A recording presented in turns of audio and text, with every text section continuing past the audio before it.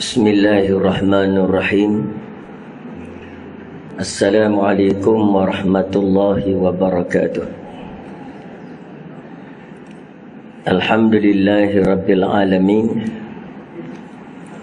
Wassalatu wassalamu ala asyrafil anbiya'i wal mursalin wa ala alihi wa sahbihi wa man da'a bi da'watihi wastanna bi sunnatihi ila yaumiddin. Amma ba'd. Alhamdulillah, kita bersyukur kepada Allah dengan syukur yang sebenar-benarnya. Mudah-mudahan Allah meredai kita semua dan ditambahkan nikmatnya kepada kita, sama ada nikmat dunia juga nikmat akhirat. Dilindungi kita daripada orang-orang yang hasad, dilindungi daripada fitnah zaman. Dan mudah-mudahan pada hari Jumaat yang mulia dan berkat ini, kita semua dijanjikan syafaat daripada Nabi kita Muhammad sallallahu alaihi wasallam dengan setiap lafaz selawat yang kita ucapkan. InsyaAllah pagi ini kita sambung pengajian kita daripada kitab Tadzibul Atrafil Hadis. Hadis yang muka surat 32.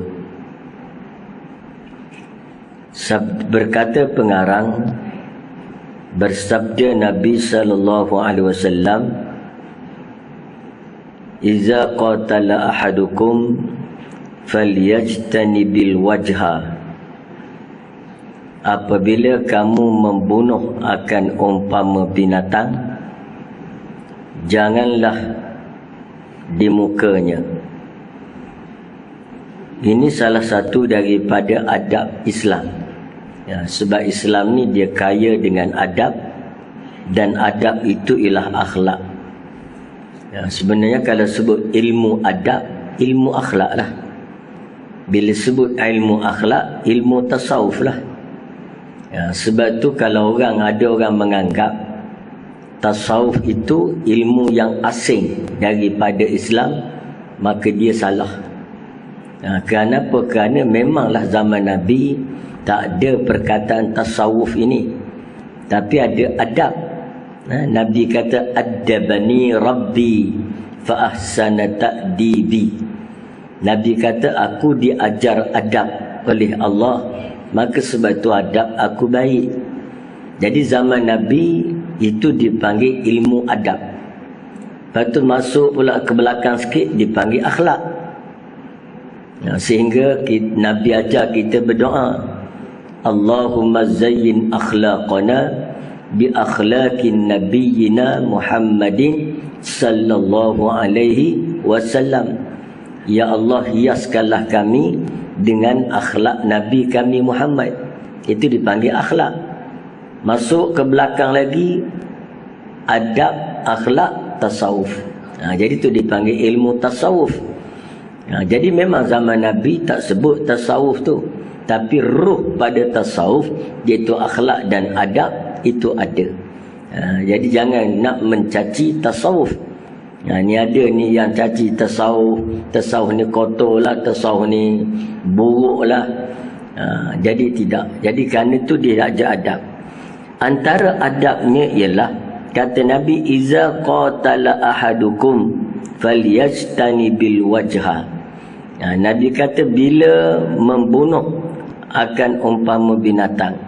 Perkataan akan umpama binatang tu penterjemah tambah. Penterjemah kitab ni dia tambah. Jadi makna nak ajarnya bahawa bila kita ni membunuh, membunuh ni termasuklah di antaranya ketika di medan peperangan. Maksud berantakan, bertembung tentera Islam dengan tentera kafir. Pakai pedang ke, pakai tombak ke, pakai kayu ke apa ke, maka jangan pukul wajah. Kita memerangi dia pun ada adab. Masa perang pun ada adab lagi. Betul, dalam Islam ni dia adab. Masa peperangan, bila berperang antara kita dengan orang kafir, antaranya apa? Jangan bunuh orang tua. Orang tua tak boleh bunuh, sebab kita bukan berperang dengan dia, kita berperang dengan tentera kafir. Kecuali orang tua tu memang dia tentera, dia tentera kafir, maka itu kita bunuh dia atas sifat dia sebagai tentera musuh. Tapi kalau dia orang tua kampung, tak boleh bunuh. Tidak boleh membunuh perempuan malah dalam ni perang, kecuali perempuan tu memang tentera. Jadi sekarang dia bukan tentera, dia orang kampung je, tak boleh bunuh. Yang ketiga, tidak boleh membunuh kanak-kanak. Kanak-kanak memang tak adalah tentera kan, tapi maknanya tak boleh bunuh. Kita bukan berperang dengan dia, walaupun dia kanak-kanak kafir. Dia sebelum pada balik, orang tak panggil kafir lagi. Kanak-kanak ni belum pada balik. Bila balik tu baru kafir, kalau dia masih belum Islam kan. Tapi belum pada tu tak boleh. Sebab tu tak boleh kita panggil kanak-kanak kafir, kafir, tak boleh. Jadi mana kerana apa? Kerana ketika itu dia belum ditaklifkan dengan hukum syarak. Dia belum mukallaf, tidak akil dan belum balik. Jadi tak boleh bunuh dia. Ketiga. Keempat, tidak boleh membunuh binatang. Kita berperang dengan musuh Islam, bukan berperang dengan kambing kerbau dia, bukan. Jadi kita tak bunuh dia. Begitu juga kita apabila berperang tidak boleh menebang pokok-pokok, kecuali pokok yang menjadi tempat perlindungan musuh Islam, macam pokok gharqaq yang melindungi orang Yahudi itu. Itu bolehlah potong, tebang. Tapi kalau pokok biasa tak boleh. Kita serang negara dia, kita tebang semua kelapa sawit, tak boleh. Kita tebang semua getah dia, tak boleh. Kerana apabila kita tawan negara itu, kelapa sawit itu akan jadi hasil negara Islam. Jadi tak boleh tebang pokok-pokok. Yang kelima, tidak boleh meruntuhkan bangunan-bangunan penduduk kampung, kecuali tempat perlindungan tentera.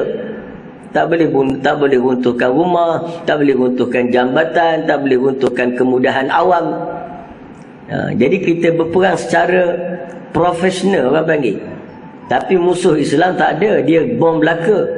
Tapi Islam ni ada peraturan. Lepas tu kalau berdepan dengan musuh pula, tengah duk berperang, tengah bertombak dengan dia, maka jangan tombak muka dia.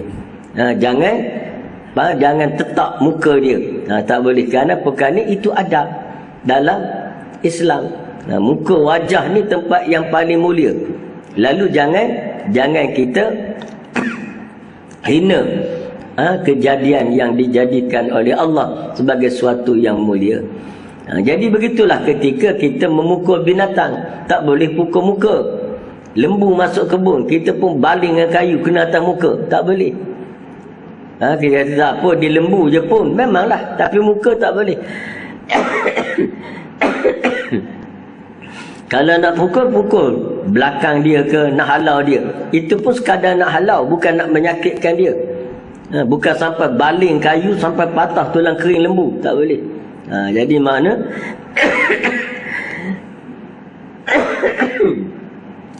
itu peraturan dalam Islam. Jadi jaga adab lah. Jadi kalau masa perang pun kita jaga adab, apatah lagi di luar perang. Masa perang ni masa kita bunuh dia, dia nak bunuh kita, itu pun jaga adab. Jaga adab, supaya tidak menyalahi adab. Satu hari Sayyidina Ali berperang dengan seorang kafir. Dalam satu peperangan, berlawanlah Sayyidina Ali dengan dia. Dan Sayyidina Ali kita tahu dia seorang yang kuat. Akhirnya dia berjaya tindih dada musuh tu. Musuh tu terlentang. Sayyidina Ali pun naik, rekam atas dada dia, duduk atas perut dia. Sayyidina Ali angkat pedang, nak tombak dada dia. Lalu musuh ni dia tak ada pilihan dah. Nak lawan tak boleh dah, diludah je. Diludah muka Sayyidina Ali, kena air liur. Sayyidina Ali pun tak jadi tombak, tak jadi tikam dada dia, lepas je. Lalu ditanya Ali, engkau ni pelik. Tadi berperang bersungguh-sungguh nak tikam aku, tapi bila engkau berjaya tawan aku, duduk atas perut aku dah, tapi kamu tak bunuh aku. Maka kata Sayyidina Ali, tadi aku lawan engkau kerana Allah. Kerana engkau ni musuh Allah, aku lawanlah engkau. Tapi bila aku duduk atas perut engkau, engkau ludah aku benci, aku marah tadi. Bukan lagi kerana Allah, marah kerana engkau ludah aku. Jadi aku tak nak membunuh kerana aku, tapi aku nak membunuh kamu kerana Allah. Jadi aku lepaskan kamu. Akhir sekali si kafir tadi masuk Islam. Nak tengok keadilan dan adab Islam. Ini dia nak menunjukkan pada kita apa? Itulah di Islam, dia kaya dengan adab. Jadi jaga adab. Siapa yang tak jaga adab, dia tak jaga agama, dia tak jaga Islam. Jadi kena jaga adab. Adab pergaulan, adab percakapan, macam-macam jenis adab lah.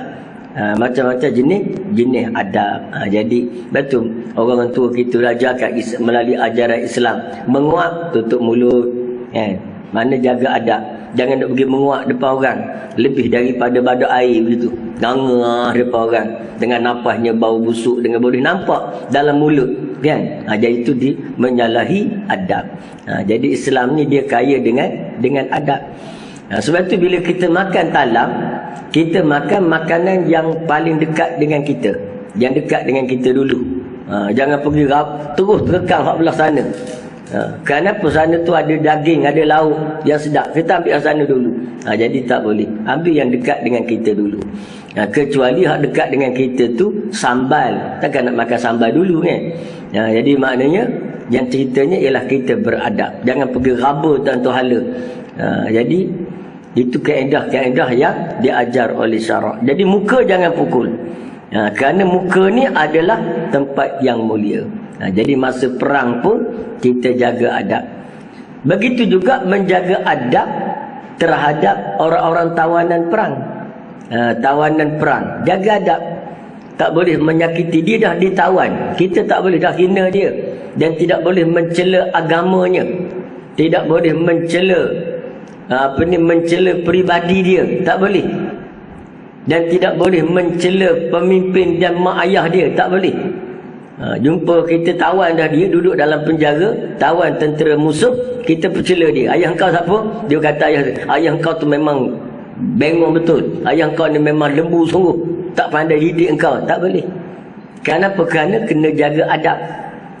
Tidak boleh mengaitkan soal-soal yang berkait peribadi, tak boleh. Begitu juga kita dalam berpolitik. Kita nak serang politik, seranglah, jangan serang peribadi, tak boleh. Jadi itu dia antara serangan dia. Tak boleh. Tu kita kadang-kadang mana tak setujulah serangan peribadi. Serangan politik boleh, sebab pertembungan politik, bukan peribadi. Ini ada tuduh macam-macam kan. Panggil hantu gigi. Tuan-tuan tahu? Itu panggil hantu gigi, hantu toyol, kepala besar, macam-macam panggil. Jadi tak boleh. Kerana syarak larang kita. Tawanan perang ni kena diperlakukan secara adil. Beri dia cukup makanan, beri dia tempoh berehat. Dalam penjara dia kena ada rehat, walaupun kita penjarakan dia, tapi jangan kita tak rehatkan dia. Kena ada masa rehat, ada masa ruang untuk dia tidur. Itu dipanggil peraturan. Dan peraturan ini juga dilaksanakan dalam dunia kita sekarang. Cumanya mereka tak ikut. Itu dipanggil dalam perlembagaan Pertubuhan Bangsa Bersatu, dipanggil POW. Dipanggil Prisoner of War. Maknanya banduan tahanan perang. Itu ada peraturan dia. Ada adab dia jaga. Tapi tinggal lagi bila orang Islam ditawan oleh orang kafir, dia tak ada dah adab tu. Dia paksa makan babi, dia paksa gala-galanya, tak boleh.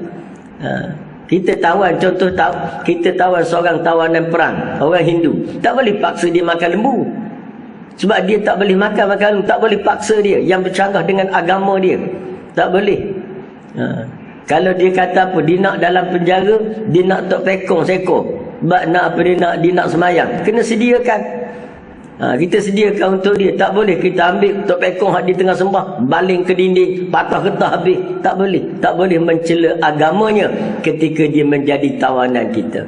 Ini adab yang cukup indah yang ada dalam Islam. Jadi kena jaga adab. Jadi antaranya iza qatala ahadukum falyajtani bil wajha. Bila kamu memukul atau bila kamu berperang, fajtani bil wajha, jauhilah akan muka. Mana jangan tampar muka, jangan tinju muka dia, jangan herdik, jangan ketuk kepala dia, tak boleh. Itu kerana peraturan-peraturan Islam. Tengoklah Islam ni, masa sembelih pun kena adab, jaga adab sembelih binatang. Antaranya apa? Jangan sembelih lembu di hadapan lembu-lembu lain. Bawa jauh sikit. Jangan tengah lembu banyak-banyak ekor, kita pun tangkap ibu dia sembelih depan anak lembu. Walaupun dia lembu bukan ada perasaan, tapi syarak ni diajar kita jangan begitu. Tak boleh. Nanti dia sedih juga. Anak lembu tu sedih tengok ibu dia kena berekat, lepas tu kena sembelih. Sembelih jauh-jauh lah. Jauh sikit. Yang kedua, kena guna pisau yang tajam supaya tak menyakitkan dia. Ni kita guna pisau tumpul, puas kita macam gergaji pula leher dia. Tak boleh. Jadi kena guna pisau yang tajam sekaligus je, supaya cepat matinya dan tidak merasa seksanya.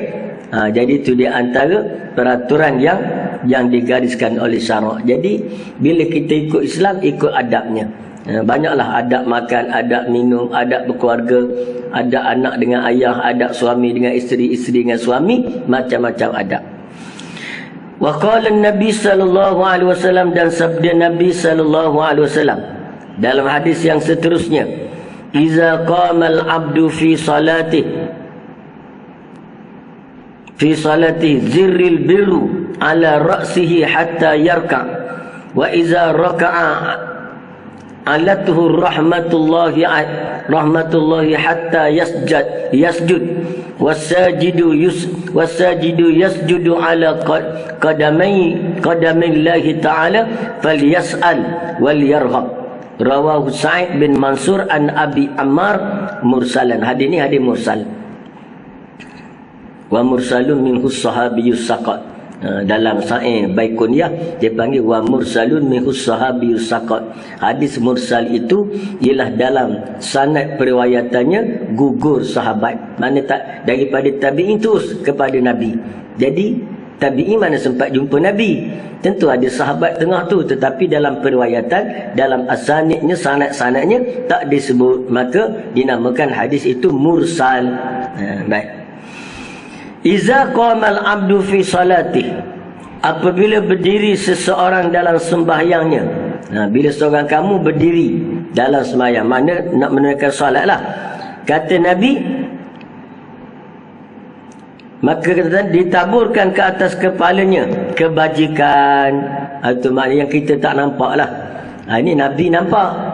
Mana bila kita berdiri nak menunaikan solat, atas kepala kita ditaburkan kebajikan. Banyaknya kebajikan yang ditaburkan atas kepala kita, sehingga kita rakaat. Mana selama mana kita qiyam, malaikat tabur kebajikan. Banyak khairat, kebajikan. Sebab itulah kita kena jaga salat dengan salat yang betul-betul. Salat ni pula Allah Ta'ala terima mengikut kualiti.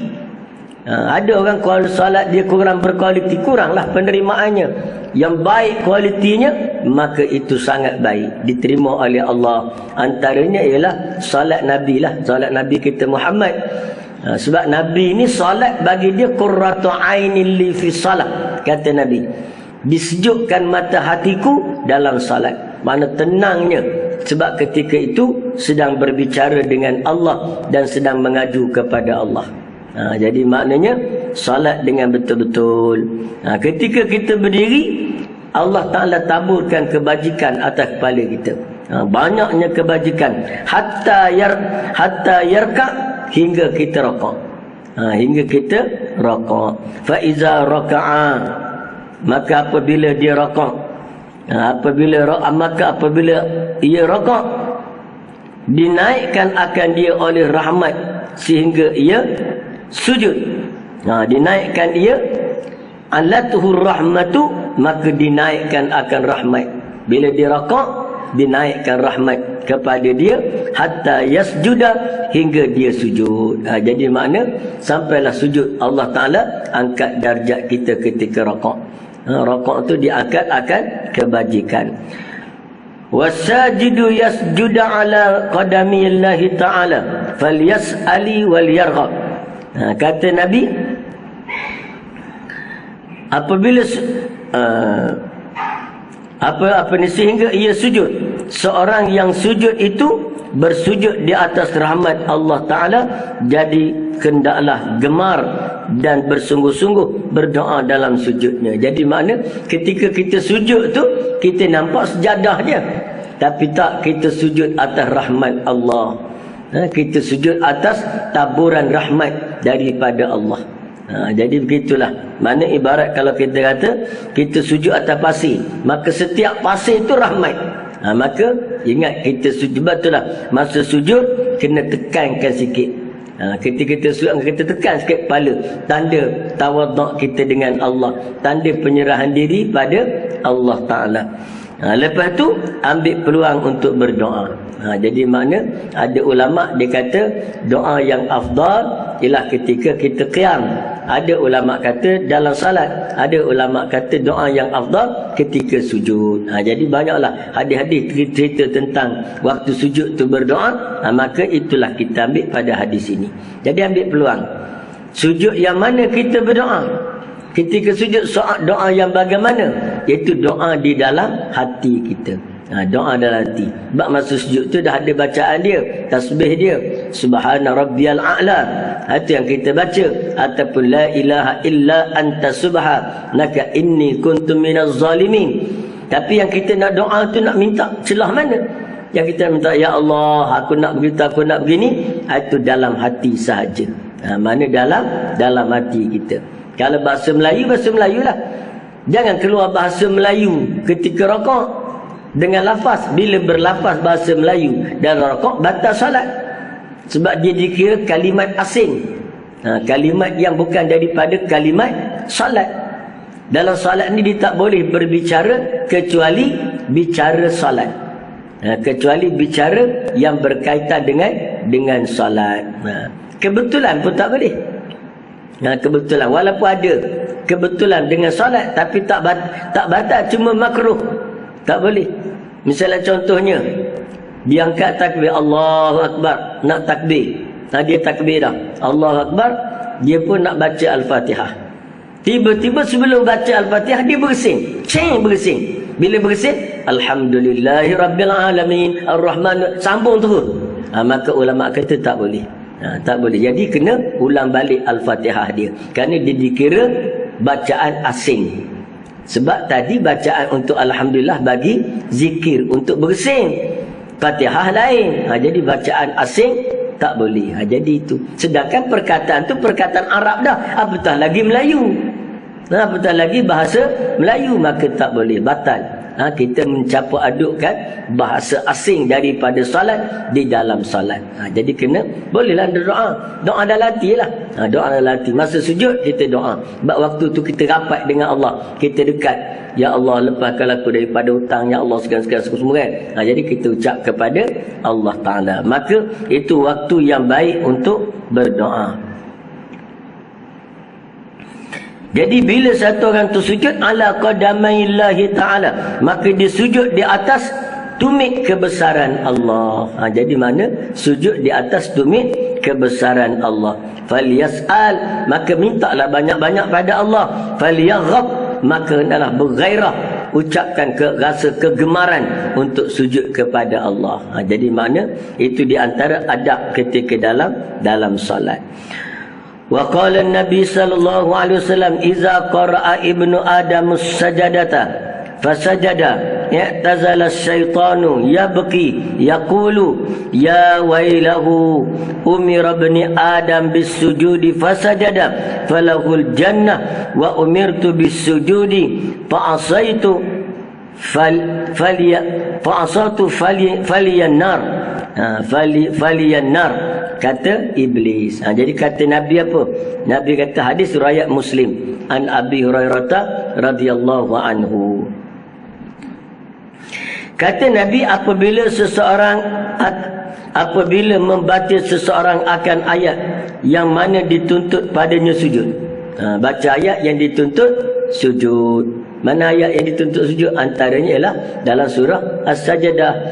Innama yu'minu bi ayatina allazina idza zukkiru biha kharru sujjada wa sabbahu bihamdi rabbihim wa hum la yastakbirun. Allahu akbar. Kita pun sujud As-Sajdah. Jadi mana? Itu sujud sejadah. Ada lagi ayat di dalam surah Al-Alaq, Iqra, kat ujung tu, itu kita sunat juga sujud. Tapi tak boleh jadikan surah Al-Alaq, Iqra ganti surah As-Sajdah dalam solat subuh hari Jumaat. Tak boleh. Kalau sengaja tukar, sengaja kita tukar kerana nak sujud itu, maka ulama kata batal. Batal solat itu. Jadi nak hari sujud sejadah hanya surah As-Sajdah sahaja yang kita baca untuk tujuan sujud sejadah. Tapi kalau baca surah lain walaupun ada ayat sujud, sujud tilawah, sengaja kita nak tukar, maka itu dibatalkan oleh ulama. Ulama kata batal. Jadi itu dia antara hukum dia lah. Kecuali kebetulan. Kita tak cadang nak jadikan ayat sujud sejadah. Baca kita solat maghrib, kebetulan tiba-tiba sampai solat maghrib baca ayat tadi, maka boleh sujud sejadah. Sujud tilawah, kebetulan, bukan atur, bukan diatur, bukan. Maka itu banyaklah bahas. Tengok dalam kitab Fiqhul Islami wa adillatuha, iaitu daripada Wahbah Az-Zuhaili. Tengok dalam bab tu sujud As-Sajdah, baca tengok. Jadi insya-Allah. Jadi bila baca kamu ayat qara'a ibnu Adam As-Sajadata, baca oleh anak Adam akan ayat yang membawa kepada sujud sejadah, fasajadah, lalu dia sujud. Macam kita pagi tadilah, imam baca ayat tu untuk sujud sejadah, kita pun sujud.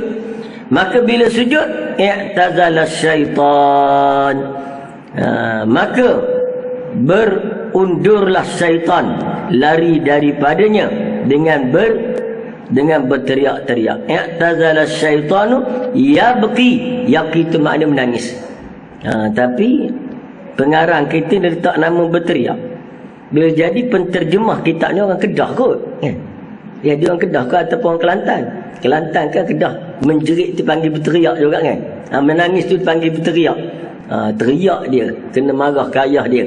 Di mana teriak tu ganti pada menangis. Jadi sedangkan dalam matan hadis yabqi, menangis, pengarang terjemah berteriak. Boleh jadi dia orang merebut kot. Jadi insya-Allah i'tazala syaitan, maka lari. I'tazala ni mana menjarakkan diri. Menjarakkan diri. Sebab tu dipanggil kumpulan Mu'tazilah. Mu'tazilah mana orang yang memisahkan diri daripada pahaman Mu'tazilah itu, daripada orang yang memisahkan diri daripada pahaman Ahlussunnah wal Jamaah, dipanggil Mu'tazilah. Sebab itulah kata Abu Hasan Ali Asy'ari, i'tazaltu minha, aku mengasingkan diri daripada pahaman itu. Jadi maknanya itu dipanggil i'tazala syaitan, lalu mengasing, memisahkan diri oleh syaitan. Ya baki, dalam keadaan menangis. Menangis dia, nangis teresak-esak. Fayaku, dan dia kata apa? Dia kata apa? Dia kata ya wailahu, celakalah, celakalah. Mana sambil duduk menangis tadi sebut celakalah aku, celakalah, celaka. Jadi orang tanya, betullah kita dilarang menyebut perkataan wail kepada orang lain. Celaka tak boleh. Perkataan laknat, laknat kamu tak boleh. Sebab perkataan laknat ini bila kita ucap, dia naik. Laknat ni Allah jadikan dia satu makhluk, naik dia. Bila kita kata fulan bin fulan laknat, kita kata kat orang tu kan, lalu keluar satu makhluk, nama dia makhluk laknat, dia pun naik. Naik, dia pergi cari orang hak kita laknat tadi. Kalau kebetulan orang hak kita laknat tu memang layak dia laknat, maka dia singgah kat orang tu. Katalah kita kata apa ni, Fir'aun laknatullah contohnya. Lalu laknat tadi pergilah. Dia cari Fir'aun. Memang layak dia laknat Fir'aun. Maka dia duduk kat Fir'aun. Maka binasalah Fir'aun. Tapi kalau tengok-tengok orang hak kita laknat tu tak layak dia laknat. Nak laknat apa orang baik ni? Lalu dia pakai naik ke langit. Mengadu kepada Allah. Lalu Allah Ta'ala mengarahkan dia datang balik kepada orang yang mengucapkan laknat. Sebab nak pergi ke orang tu tak layak dilaknat. Maka pergi ke siapa? Pergi kat kita balik. Na'udzubillah. Sebab itulah kita dilarang mengeluarkan perkataan laknat. Dia tak boleh. Laknat ni mana kecelakaan daripada Allah lah pada seseorang. Jadi kita tak boleh. Jadi kadang-kadang tu ada mak marah ke anak, laknat pada. Laknat betul budak ni. Ni mak tu memang mak teruk lah tu. Mak yang tak tahu jenis mak tak tahulah. Lebih teruk pada mak gorila lah kot. Kan? Mak gorila dia tak doa buruk pada anak dia. Tengok tu. Gorila hak jaga Tarzan tu ada di doa buruk ke Tarzan? Tak ada kan? Jadi makna kalau ada mak Melayu, tiba-tiba mak Melayu Islam ni laknat anak sendiri, itu memang celaka suruhlah jadi dia. Jadi sebab itulah kita jaga pertuturan, jaga mulut. Jangan ibu bapa jangan ucap sebarang perkataan yang buruk kepada anak dia. Jadi tak boleh. Sebab dia akan jadi doa. Dia akan jadi. Sebab itulah laknat ni jangan ucap. Melainkan orang yang Allah Ta'ala laknat. Yang Allah Ta'ala sebut dia laknat orang tu. Tabbat yada Abi Lahabin. Celakalah ke atas Abu Lahab. Itu boleh kita baca. Kan? Ada setengah orang pula dia kata tak boleh baca ayat tu. Sebab berdosa kita laknat Abu Lahab. Itu warak melampau pula tu. Kan? Allah suruh baca, kita kata jangan baca. Jadi pelik tu. Jadi sebab tu kena ikut mana Allah Ta'ala kata laknat lah. Yang tak tahu laknat ke tidak, kita jangan ucap. Mereka kalau ada orang jahat sekalipun, kita hendaklah, Allah Ta'ala Islam mengajar kita doakan kebaikan untuk dia. Untuk orang jahat, doa apa? Doa hidayah. Oh dia tu jahat, hari ni jahat, maka ya Allah berilah hidayah kepada dia, bukalah hati dia. Sebab tu Nabi bila penduduk Taif baling Nabi dengan batu, Nabi tak doa kejahatan. Walhal Jibril dah beri offer dah. Kamu nak apa ya Muhammad? Nak suruh aku ambil bukit ni untuk campak atas kepala penduduk Taif. Bukit tu kan, tuan-tuan pergi ke Taif kan, ada satu bukit belah kiri tu, besar bukit tu. Bukit tu batu saja, seketul tu batu besar, batu-batu. Malaikat kata ya Muhammad, nak dah aku angkat bukit ni hempak atas penduduk Taif. Nabi kata tak nak. Sehingga Nabi kata Allahumma hdi qaumi fa innahum la ya'lamun. Ya Allah, berilah hidayah kepada kaum aku ini, kepada kaum penduduk Taif ini. Mereka tu bertindak demikian kerana mereka tak tahu aku ni Nabi utusanmu. Jadi Nabi sabar. Atas keberkat kesabaran Nabi, bila Nabi buka Fathul Mekah tahun yang ke-7, tahun ke-7 Hijrah kan buka Fathul Mekah. Bila berjaya tawan balik Mekah, ramailah sekitar Mekah ni datang memeluk Islam. Apa ni? Iza jaa nasrullahi wal fath wa ra'aitan nasa yadkhuluna fi dinillah afwajan. Kamu akan lihat pada masa tu kabilah-kabilah Arab ni akan datang menganut Islam afwajan. Afwajan ni makna berbondong-bondong. Lepas datang mana rombongan demi rombongan datang masuk Islam. Pada masa Nabi buka kota Mekah, maka datanglah kabilah sana datang, kabilah ni datang, daripada Yaman datang, daripada Jeddah datang. Tapi yang paling ramai sekali datang memeluk Islam ialah penduduk daripada Taif. Walhal dulu mereka yang baling Nabi, sekarang mereka penduduk yang paling ramai datang memeluk Islam. Ini berkat doa Nabi. Lepas tu kita ni doa yang baik-baik saja. Doa baik-baik. Walaupun orang tu buat jahat kat kita, tapi doa kebaikan. Ya Allah, bukalah hati dia untuk berlaku baik kepada aku. Sebab aku yakin ya Allah, hati dia tu Engkau yang pegang. Hati dia tu Engkau yang pegang ya Allah. Maka baikkanlah diri dia, berilah hidayah kepadanya agar dia menjadi orang yang baik-baik. Sebab tu kalau dia tak jadi baik juga, Tuhan nak jadikan dia cara lain, itu Allah Ta'ala punya pasal lah. Kita dah doa kebaikan, tapi Allah Ta'ala tak beri dia kebaikan, bahkan kecelakaan. Itu pilihan Allah, bukan pilihan kita.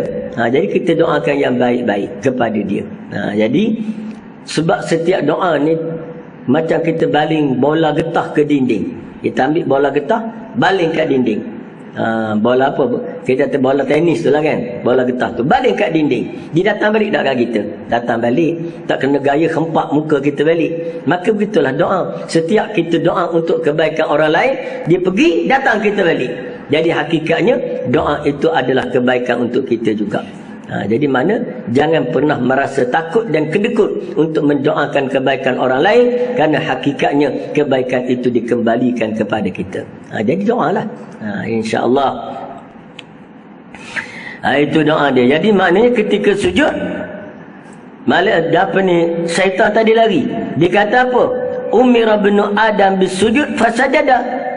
Anak Adam tu disuruh sujud, lalu dia sujud. Falahul jannah, maka bagi dia syurga. Celakalah hari ni. Anak Adam tu Allah Ta'ala suruh sujud, dia sujud, maka mereka dapat syurga. Wa umirtu bisujud, aku pun disuruh juga sujud dulu kepada Adam, tapi fa'asaitu, aku enggan. Falian nar, maka bagi aku neraka. Asalnya fali an-nar, tapi sambung bariskan ya, falia. Jadi asalnya fali an-nar, bagi aku neraka, tapi fali an-nar, maka bagi aku neraka. Kenapa? Kerana aku enggan sujud. Jadi bertuahlah anak Adam, celakalah aku, kata di syaitan. Jadi mana iblis kata. Jadi itulah kita ni Allah Ta'ala suruh sujud, sujud. Kita buat segala perkara ni atas perintah Allah Ta'ala, bukan atas perintah siapa-siapa. Yang ada orang tu, dia kata dia nak pakai tudung, tapi kerana suami dia tak izin, dia tak pakailah tudung. Tengok. Maknanya kalau lepas dia ni dia pakai, itu kerana suami, bukan kerana Allah. Kan? Kerana suami tak boleh, kerana Allah. Dia tak solat, lalu suami dia suruh solat, dia pun solat kerana suami, tak boleh. Dia kena solat kerana Allah, buat amal apa pun lillahi ta'ala, kerana Allah. Itu dia. Jadi tutup aurat benda semua kan. Wa qala an-nabi sallallahu alaihi wasallam, iza uqimatis salah. Uqimat bukan akim, uqimat. Iza uqimatis salatu fala ta'tuha wa antum tas'auna, wa'tuha wa antum tamsuna, wa alaikumus sakinah, fama adraktumus fasallu, wa ma fatakum fa'atimmu. Rawahul Bukhari, riwayat Imam Bukhari. Ini dalam bab berkenaan dengan adab salah. Salat ni ada adab dia, ada adab. Antara adab salat ni apa ni ayat ni? Hadis ni, apabila didirikan akan sembahyang, mana kita ni sampai dekat masjid, lalu uqimat, mana diqamat. Qamat tu mana nak diri salat tu. Kata di Bilal, Allah Akbar, Allah Akbar, asyhadu an la ilaha illallah. Kita duduk kat kereta tu, baru parking kereta, tiba-tiba Bilal kata Allah Akbar, Allah qamat dah. Maka apabila begitu, fala ta'tuha wa antum tas'aun, jangan kamu datang akan dia dengan berlari-lari. Jangan berlari tu, tutup kereta, tak sempat nak tutup pintu kereta, berlari, naik tangga, naik turun dalam masjid, berlari kejar saf yang pertama, kerana nak sempat solat dengan imam. Jangan, kata Nabi, jangan berlari-lari. Berlari daripada kereta, naik masuk dalam masjid, masa rokok kepala, baru nampak selipar tak tanggal lagi. Jadi ni tak boleh. Jadi mana bertenanglah, kata Nabi, jangan wa antum tas'au, jangan kamu bergopoh-gapah. Tak payah. Islam ni diajar kita bertenang apa pun. Jadi kalau solat nak kejar pahala pun jangan bergopoh-gapah, apatah benda lain. Jangan gopoh-gapah. Jangan gopoh-gapah menghukum ketika menerima satu-satu berita. Jangan gopoh-gapah. Mana bertenang, tengok betul-betul, betul tak keadaan itu. Jadi kita perhatikan betul.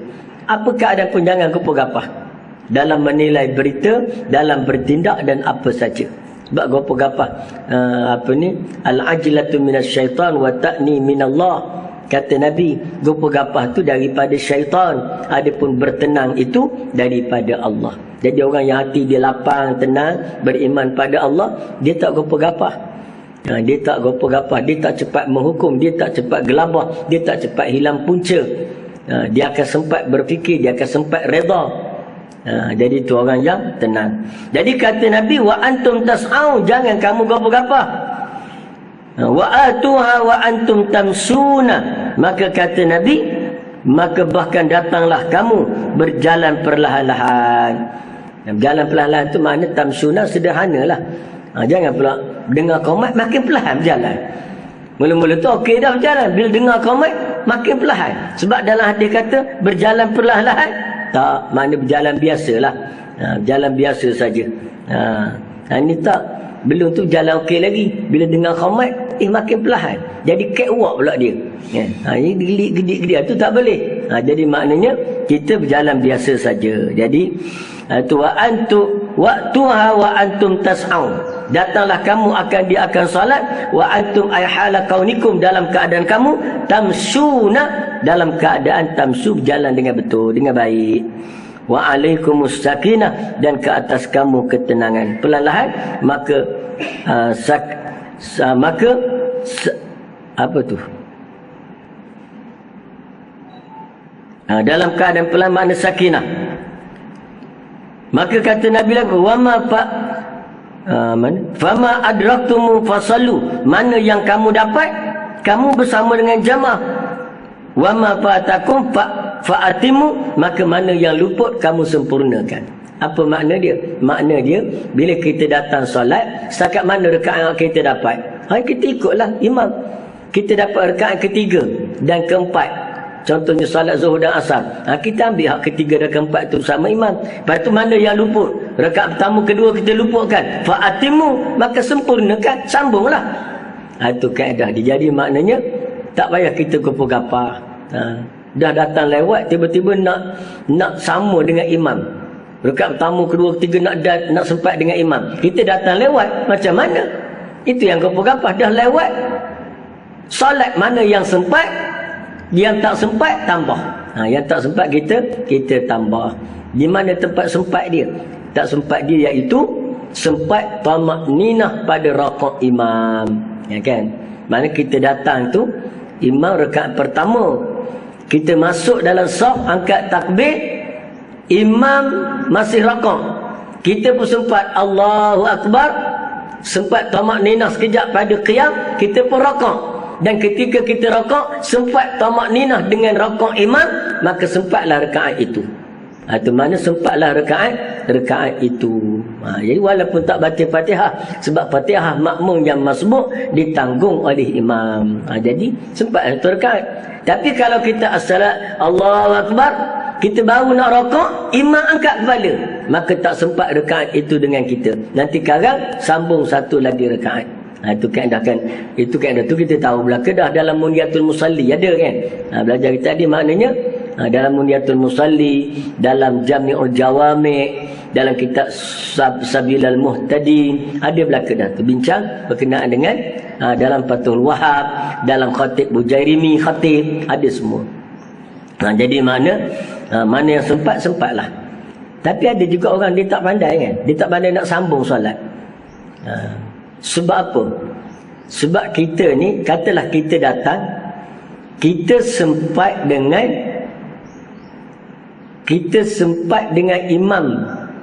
imam baca surah. Kita masuk dalam rakaat, Allahu Akbar, imam tengah baca surah, maknanya imam sudah selesai Fatihah, maka kita pun baca Fatihah. Sedang kita baca Fatihah, imam pun rakaat. Baik, sekarang kita nak selesai Fatihah ke nak ikut rakaat imam? Itu banyak perbahasan ulama tu. Ada kata ikut imam lah. Ikut imam sebab imam dah rakaat. Kalau kita tak sempat rakaat dengan imam, kita tak sempat rakaat itu. Jadi potong, jangan perhabis Fatihah, tapi kita ikut imam. Ada yang kata sempurnakan Fatihah, lepas tu baru ikut imam. Jadi banyaklah perbahasan ulama. Tapi sebenarnya di sana kalau kita refer dan kita rujuk, baik, kita rujuk pada apa? Kita rujuk kepada dalam kitab disebut siapakah orang yang masbuk. Imam, apa ta'rif masbuk? Apa ta'rif muwafiq? Baik, masbuk ialah orang yang dia masuk dalam solat, dia tidak mempunyai masa yang cukup untuk baca Fatihah, lalu imam rokok, maka dia masbuk. Dia tak cukup masa yang cukup. Bukan dia tak sempat baca, dia tak punya masa yang cukup untuk baca Fatihah, imam pun rokok, maka dia kena rokok. Ikut imam baru dia dapat rakaat itu. Tapi kalau dia punya masa yang cukup, cuma dia tak sempat baca Fatihah kerana jenis lambat. Dia jenis lambat. Dia cukup masa untuk baca Fatihah. Awal lagi dia masuk Allahu Akbar, imam baru rakaat. Lama pula terima rakaat, imam pun tunggu dia. Kan? Dia pula jenis Bismillahirrahmanirrahim. Siap dengan tarannum. Masa cukup, cuma dia tak sempat, maka dia masih muwafiq. Dia kena perhabis Fatihah dia, walaupun imam dah angkat kepala. Mana dia dikira muwafiq juga. Itu perbahasan ulama. Dia ambil masa tu, masa yang cukup pada bacaan orang awam. Mempunyai masa yang cukup untuk bacaan orang awam. Banyak juga kita keliru tu kan. Banyak keliru. Satu lagi keliru dalam bab apa? Qasar dan jamak. Baik. Keliru qasar jamak. Ada orang kata qasar dengan jamak ni bila? Bagi musafir, iaitu 3 hari 3 malam. Mana orang yang duduk di suatu tempat 3 hari ataupun melebihi 3 hari ataupun agak-agak 3 hari, dia boleh qasar dan jamak. Tidak campur hari dia masuk dan hari dia balik. Mana 5 hari lah. Baik, 5 hari.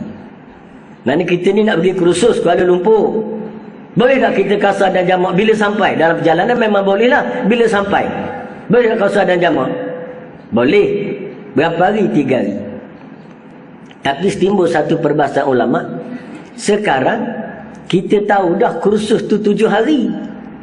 Kita tahu dah ni dapat surat memang kursus 7 hari. Kita pun pergi sampai di Kuala Lumpur, boleh tak lagi kita jamak dan qasar? Hari kedua, hari pertama, hari kedua, hari ketiga. Maka ulama, jumhur ulama yang kuat berkata apa? Berkata tak boleh dah. Hari pertama tu tak boleh dah. Sebab apa? Sebab kita tahu dah kita nak duduk 7 hari. Kecuali kita tak tahu. Kita tak tahu, maka hari pertama boleh qasar jamak, hari kedua boleh qasar jamak, hari ketiga boleh qasar jamak, hari keempat baru tak boleh. Kan? Sebab kita tak tahu berapa hari kita nak duduk. Kebetulan pula hari keempat pun tak selesai lagi urusan.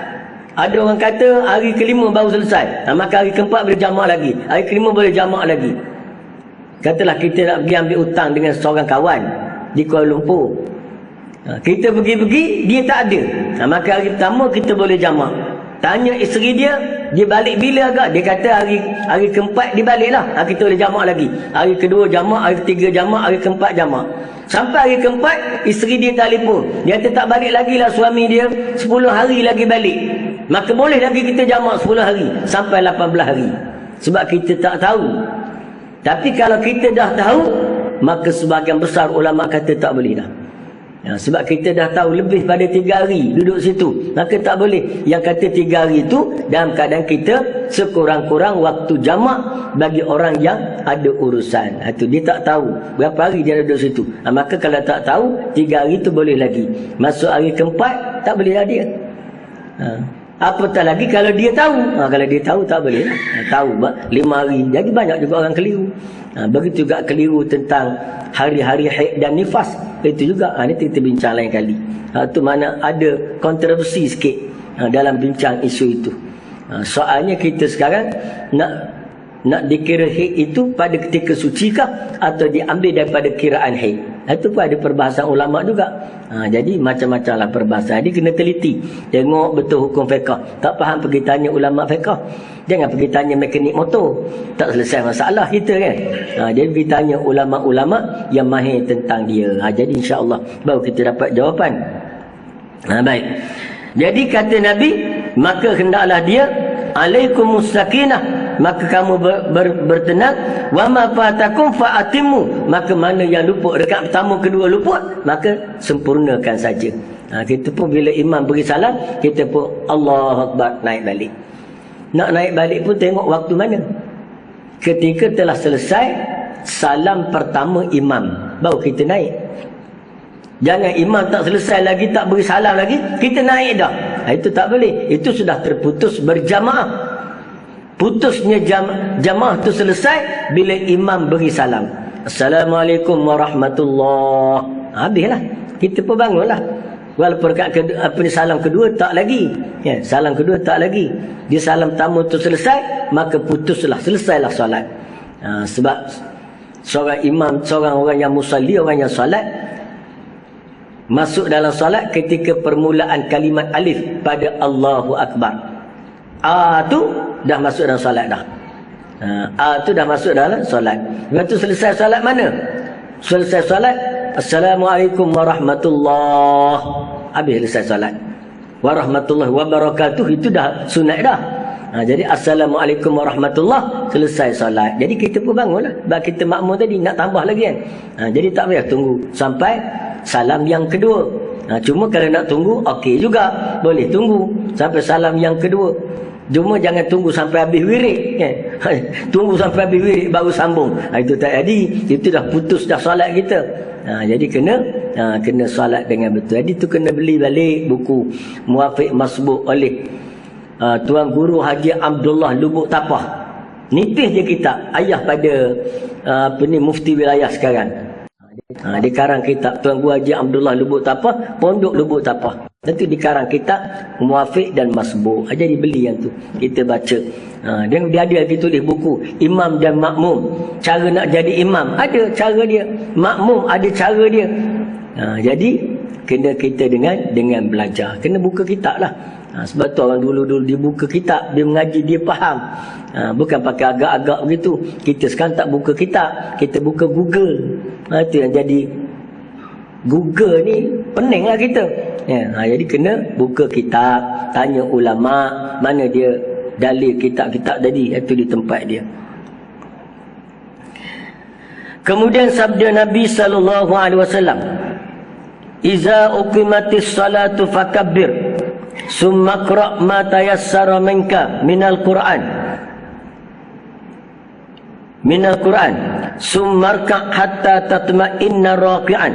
Summa rfa' hatta ta'dila qa'iman. Summa sujud hatta tatma'inna sajidan. Summa rfa' hatta tatma'inna jalisan. Summa sujud hatta tatma'inna sajidan. Summa fa'al zalika fi salatika kulliha." Rawahul Bukhari wal Muslim. Ini dalam bab salat. Dalam bab kenaan dengan salat. Apa Nabi kata? Apabila orang sudah iqamat, iza uqimatis salah, apabila orang sudah iqamat. Orang, diguna perkataan orang. Padahal dalam matan tak ada orang pun. Tapi uqimah tu dipanggil fa'il bina majhul. Setiap fa'il bina majhul maknanya fa'il dia disembunyikan. Maka as-salah lepas dia tu, as-salatu tu dia panggil naib fa'il. Itu dipanggil naib fa'il. Asalnya maf'ul di situ, tapi dia jadi naib fa'il. Sebab tu dibaca dengan as-salatu, tak dibaca dengan as-salata. Kita sentuh sikit kenaan dengan hak nahwu ni supaya kita tahu, faham. Mana siapa belajar nahwu dia boleh tengoklah situ. Iza uqimatis salah, apabila telah diqamatkan akan salat. Mana diqamatkan, mana ada hak tukang qamat. Hak tukang qamat tu dipanggil fa'il yang majhul, yang tak dikenali siapa dia, yang mahzuf tadi.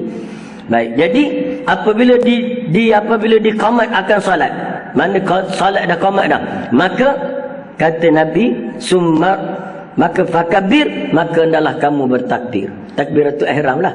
Mana takbiratul ihram. Jadi takbir ni pun kena belajar juga. Allahu Akbar. Sebut dengan betul. Pergi cari tu belajar macam mana nak sebut akbar yang betul. Ada setengah tu Allahu Akbar. Tu bukan kaf, itu qaf kan. Jadi Allahu Akbar. Jadi ada azan pun kena belajar. Ada saya dengar juga azan. Allahu Akbar, Allahu Akbar. La ilaha illallah, Allahumma shalli ala nabi, asyhadu an la ilaha illallah, asyhadu anna Muhammadal masur. Ada setengah tu hayya ala solat. Solat ni kali qiraah mana? Tapi ada juga hayya 'alal solah, hayya 'alal solah, hayya 'alal falah. Itu bahasa apa pun kita tak tahu kan. Tapi Melayu. Melayu jadi tu. Jadi kena belajar. Itu kes daripada tak belajar lah. Jadi kena belajar. Allahu Akbar ni pun kena belajar. Allahu Akbar. Dengan bunyikan kaf yang mati tu pada sebutan angin dia. Allahu Akbar. Jangan Allahu Akbar. Allahu Akbar. Tahu dia tak? Jadi Allahu Akbar. Sebutan yang betul. Tempat yang perlu nak bunyi nafas, bunyi nafas. Kita sebut begitu. Jadi maka bila dah qamat, takbirlah. Summa qara'a ma tayassara ma'aka minal Qur'an, maka bacalah oleh kamu apa yang mudah bagi kamu daripada Al-Quran. Setelah baca Fatihah. Jadi Fatihah dia tak sebut dalam ni. Nabi tak sebut sebab apa? Sudah sedia maklum. Setiap solat itu kena baca Fatihah. Sebab Nabi kata apa? Nabi kata kull salat la salata liman lam yaqra bi Fatihatil kitab. Tidak kira sah salat orang yang tidak membaca Fatihah kitab, iaitu Al-Fatihah. Siapa tak baca Fatihah, tak sah salat dia. Kecuali salat masbuk. Masbuk tadi kan datang-datang, imam dah rakak, dia rakak terus, tak baca Fatihah. Sebab apa? Fatihah dia dijamin oleh imam. Tapi kalau dia bukan masbuk, dia kena baca Fatihah. Kena baca Fatihah. Kalau tidak, tak sah salat dia. Tapi ada setengah orang Wahabi, mazhab Wahabi, dia tak baca Fatihah walaupun dia sempat dengan imam. Sempat dengan imam, Allahu Akbar sama dengan imam, muafiq dia. Imam baca Fatihah, dia dengar. Imam baca surah, dia dengar. Imam rakak, dia rakak. Dia tak baca Fatihah. Dengan alasan apa? Dengan alasan Al-Quran. Ayat Quran kata, iza stami'ul Quran, apa tu? Iza quri'al Quran fayastami'u lahu wa ansitu. Bila kamu dengar orang baca Quran, kamu dengar dan kamu senyap. Kamu diam. Bila dengar baca Quran, kamu diam. Ayat Quran kata. Jadi bila dengar imam baca Fatihah, dia diam. Lepas imam baca Fatihah, imam baca surah, dia diam juga. Sebab Allah suruh diam. Walhad, jumhur ulama mufassirin dan fuqaha menyatakan maksud ayat itu ialah di luar solat. Bila kamu dengar orang baca Quran, diamlah. Wa ansitu la'allakum tuflihun. Dengar, mudah-mudahan kamu jadi orang yang berjaya. Dengar tu mana? Bila orang baca Quran di luar solat, kamu kena diam. Tapi kalau baca Quran dalam solat, imam baca surah, kamu kena baca Fatihah. Terkecuali kenapa? Kerana tak nak kontradik dengan ayat Quran. Kan? Ayat Quran mana? Bercanggah ayat Quran. Satu ayat kata bila dengar orang baca Quran, kamu diam. Hadis Nabi kata tidak sah solat melainkan kena baca Fatihah. Kan bertembung dengan Quran. Hadis dengan Quran mana boleh berkelahi, mana boleh berbalah. Maka disitulah ulama mengambil faham. Yang Nabi kata tak sah solat kalau tak baca Fatihah, memang wajib baca Fatihah. Yang Allah kata bila dengar orang baca Quran kena diam, itu di luar salat, bukan di dalam salat. Jadi fahamlah kita. Jadi begitu. Sebab ni ingat ni ulama-ulama ni banyak pandangan ulama. Jadi kena ambil mana yang paling rajih di kalangan para ulama itu. Ada orang dia kaki ambil Quran, ambil wuduk, dia tak basuh kaki, dia sapu kaki. Dia sapu. Ada mazhab, ada pandangan ulama, dia sapu. Kenapa sapu? Kerana dia kata, iza kuntum ila salati fawsilu wujuhakum wa aydiyakum ilal marafiq wamsahu biru'usikum wa arjulikum ilal ka'bain. Dia baca wa arjulikum, dia tak baca wa arjulakum. Itu dia. Bila baca wa arjulikum, maknanya waw tu ataf pada wamsahu biru'usikum. Wamsahu biru'usikum. Ru'usi tu jadi majrur kepada ba, bi. Bi tadi. Jadi wa arjulikum. Waw tu huruf ataf, ikut balik, ikut baris. Apa ni? Ikut baris wamsahu biru'usikum tadi. Jadi sapulah kepala kamu dan sapulah kaki kamu. Kalau baca wa arjulikum, jadi sapu kaki, sapu kepala dan sapu kaki. Itu dia sapu je kaki. Dia ambil kain basah, ambil tangan basah, sapu je kaki. Kenapa? Kerana dia kata sama dengan basuh kepala. Tapi jumhur ulama dia kata wa arjulakum, baca dengan la, kerana dia bukan ataf pada biruusikum, dia ataf kepada wujuhakum wa aidiyakum, baca bagi atas semua. Jadi basuhlah kamu muka kamu, tangan kamu dan juga kaki kamu kena basuh. Jadi batu kita kena tahu tu sikit je, kerana baris menyebabkan berubah hukum. Jadi kena tengok mana yang ikut pandangan jumhur ulama. Baik. Maka bacalah oleh kamu ma tayassara ma'aka minal Quran, apa yang mudah bagimu daripada Quran. Jadi lepas baca Fatihah, ambillah surah-surah yang mudah-mudah. Jangan baca imam ambil surah yang mudah. Mudah tu makna senang, lancar kita baca dan pendek yang tidak menyukarkan makmum. Jangan kita baca surah yang payah-payah, yang kita sendiri pun oak-oak payah nak baca, makmum dah tunggu tak selesai. Tak selesai imam baca. Jadi tak boleh. Jadi bila kita baca, kenalah baca yang mana mudah. Ambil yang mudah-mudah lah. Surah-surah yang pendek-pendek bila kita baca Quran. Khususnya kita jadi imam dalam salat. Ambil inna a'tainakal kautsar fasalli rabbika wanhar inna syani'aka huwal abtar. Allahu akbar. Sekarang bismillahirrahmanirrahim. Qul huwallahu ahad, Allahus samad, lam yalid wa lam yulad wa lam yakul lahu kufuwan ahad. Allahu akbar. Jangan kita baca susah-susah. Lepas baca amin, alif lam mim, zalikal kitabul la raiba fihi hudal lil muttaqin, habis setengah juzuk. Itu terkencing makmum. Makmum pula jenis kencing manis. Duduk sekejap nak masuk tandas, imam baca panjang, itu terkencing atas kapek tu. Jadi maknanya imam kena fahamlah bagaimana keadaan makmum. Jadi kena tengok. Kadang-kadang tuan, Nabi ni bila Nabi suruh pendek jadi imam, pendek baca bacaan. Sebab Nabi kata di belakang kamu ada anak-anak yang sedang menangis. Mana ada mak dia solat, dia tinggal anak dia. Tengah solat, anak dia menangis. Terganggu hati mak. Kan? Mak ni kan tak boleh dengar anak menangis. Tak boleh dengar. Ayah menangis dia boleh dengar. Anak menangis tak boleh.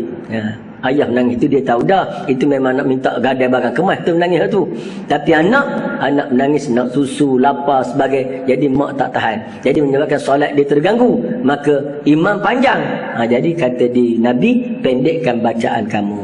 Di mana kita ni dalam bab ibadah pun kena bertolak ansur juga. Apatah lagi di luar ibadah.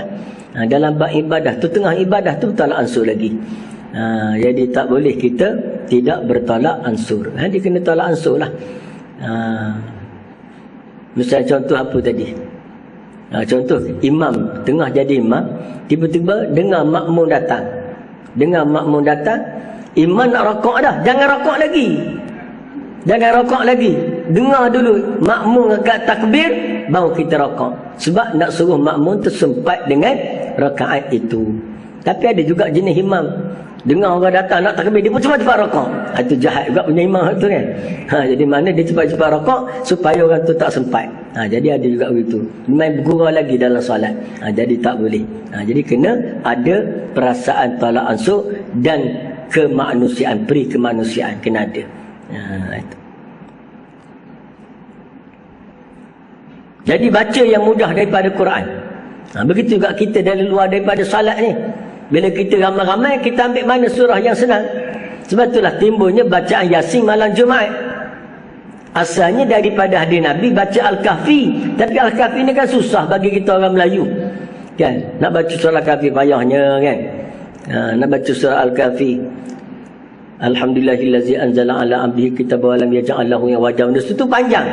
Jadi baca baca Yasin wal Quranil Hakim, semua orang boleh. Bila semua orang baik, cepatlah selesai kan, laju. Tapi kalau Al-Kahfi baca lepas isyak, baca lepas maghrib, masuk isyak tak tentu lagi selesai kan. Masing-masing lambat semua. Jadi menyukarkan. Jadi ulama dulu dipilih, asalkan baca Quran sudahlah malam Jumaat ni baca Quran. Jadi cara yang paling senang, ramai-ramai sebuah kampung tu hafal belaka, iaitu Yasin. Jadi ambil Yasin kan. Jadi begitu. Summarka, kemudian bila dah selesai baca surah, summarka raka' hatta tatma'inna raki'an, hingga tamakninah raka'. Mana raka' tadi lama tu? Subhana rabbiyal azim wa bihamdi subhana rabbiyal azim. Jangan subhanallah Allah sami Allah, tak boleh lah. Jadi mengah akhir sekali dengan tu imam tergebah kerana tak cukup nafas. Jadi duduk betul-betul tenang. Selesai amin. Kita ambil masa sikit baru baca surah. Jangan bismillahirrahmanirrahim waladdallin amin. Bismillahirrahmanirrahim sambung terus. Jangan. Biar ada masa tamakninah. Amin. Bismillahirrahmanirrahim. Baru kita masuk surah. Dah selesai dah baca surah. Apa ni? Qul huwallahu ahad, Allahu samad, lam yalid wa lam yulad wa lam yakul lahu kufuwan ahad. Berhenti sekejap, tarik nafas, barulah Allahu akbar. Baru raka' subhana rabbiyal azim wa bihamdihi 3 kali. Lepas tu berhenti sekejap, barulah sami Allahu liman hamidah. Lepas tu berhenti lama sikit, barulah Allahu akbar, raka' balik. Biar ada sendi-sendi dia.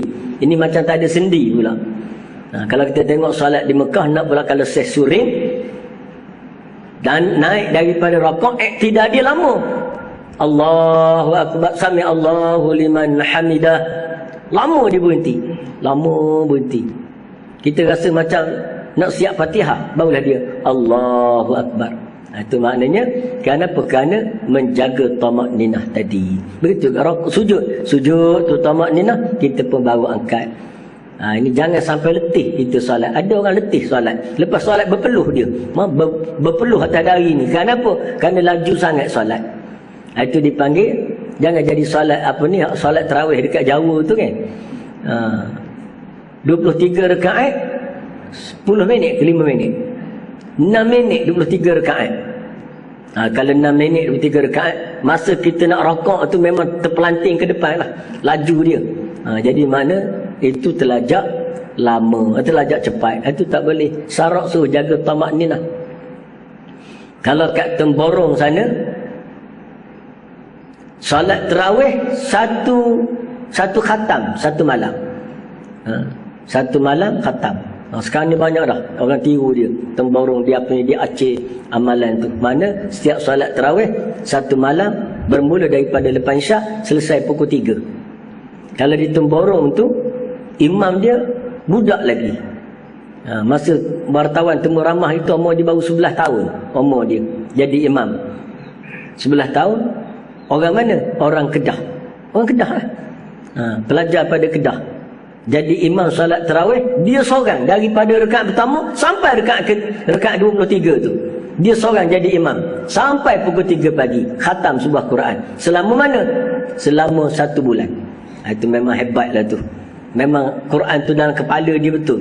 Tak ada lupa pun, tak ada salah pun. Itu dia, itu kelebihan. Jadi insya-Allah.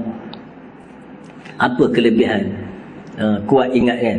Tu pelajar tadi tu pelajar Kedah. Jadi tanya orang Kedah, apa rahsia kuat ingat? Hari tu orang tanya orang, kenapa ramai pelajar-pelajar di IPT, ramai daripada Kelantan pelajar. Temu ramai seorang pelajar. Kenapa? Apa rahsia orang Kelantan ni bijak, kuat ingat? Dia kata rahsia dia, kami makan budu. Itu rahsia dia. Kedah apa pula makan apa Kedah? Jadi insya-Allah permakanan ini pun membawa kepada kebaikan. Betullah kita bangun pagi, kita makan tadi apa tu? Kismis dan kurma ajwa tu. Kan kurma ajwa tu bila kita makan dia menghindar daripada sihir dan racun. Mana kalau hari tu orang nak sihir kita tak dapat, tak kena. Sebab kita makan tamar ajwa tadi. Makan banyak mana? 3 biji. Tu dia. Kalau makan 15 biji, maka dia boleh meluruhkan rambut kepala. Sebab apa luruh? Sebab harga dia mahal. Jadi maknanya kita amallah tadi, insya-Allah mudah-mudahan dapat kebaikan daripada. Jadi insya-Allah kita sambung iza uqimatis salah fakabbarah ni, kita sambung untuk bulan depan. Tak berhabislah hadis ni sebab panjang dia. Jadi kita akan bincang rakaat, kita akan bincang iktidal tu tahap mana, tamakninah tu selama mana. Jadi nanti kita akan bincang berdasarkan hadis-hadis dan daripada kitab-kitab fiqh pula. Jadi insya-Allah sekadar itulah untuk hari ini. kita doakan supaya semua kita sentiasa dalam rahmat Allah dan sentiasa mendapat pengampunan Allah. Wallahu a'lam. Assalamualaikum warahmatullahi wabarakatuh.